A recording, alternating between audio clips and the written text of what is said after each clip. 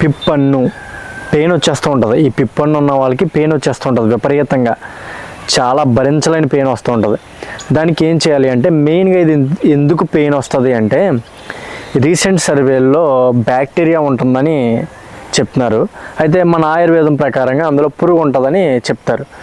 ఏదైనప్పటికీ దానికి ఏం చేయాలి అంటే మర్రి చెట్టు దగ్గరికి వెళ్ళి దాని పాలుని అంటే ఆకులను ఇలా చించితే పాలు వస్తాయి.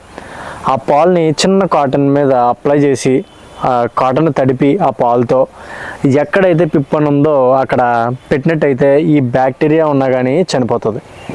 మెయిన్గా అది ఏం చేస్తుంది అంటే ఆ బ్యాక్టీరియా ఎరోడ్ చేస్తూ ఉంటుంది, అంటే లోపల అలా కన్నం చేసుకుంటూ పోతుంది. అది ఒక్క యాసిడ్ని రిలీజ్ చేస్తుంది.